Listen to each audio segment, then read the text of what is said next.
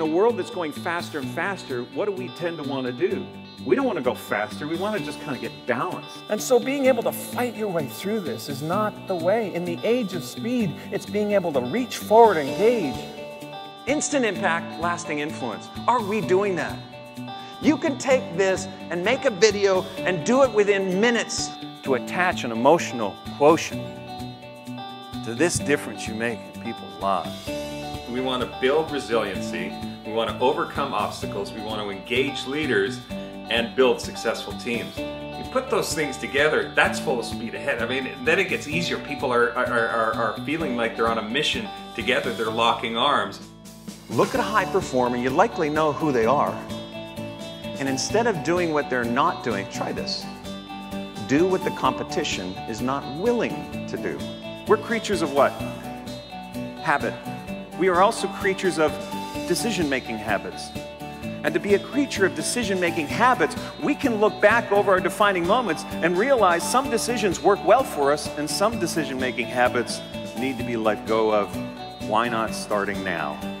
Yes, we can embrace speed, but if we don't figure out how to harness it, it can be damaging. When you force yourself to do what the competition is not willing to do, you create ripple effects in people's world. What I love about Vince Poscente is that it's hilarious, it's fun, it's entertaining, it's engaging, and it's practical. Defining moments are moments of emotional intensity. What happens from a defining moment is we make a decision. You ever heard a speaker, you get the impression they're saying, take my advice, I'm not using it.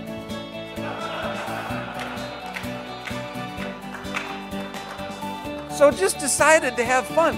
And while I'm having fun, what I've been doing the entire time, I'm selling. I'm selling ideas. I'm selling concepts. Because I've understood from Aikido that when there's an oncoming force, you don't fight against it. You use that oncoming force to your advantage. What if fear is high and confidence is low? That gap will always impede your performance. So flipping that gap ends up being the primary objective before focusing on what you need to do. I got to place number 11th in the world in a racing, in my sport, in my passion, from what I learned from Vince. I looked at your agenda. It said motivational speaker. You're salespeople. You walked in here, sat down, crossed your arms and went, go ahead, motivate me. I know you're all tax, CPA, accounting people. And you're all going, where's the data? I'm looking for data. When we're full speed ahead, these new teams that we create are pretty exceptional. We did the little things from gold dots to, the sensory deprivation flow, all those little things, and they all come together. Maybe that's enough. It isn't. Because every once in a while you come face to face with the monster.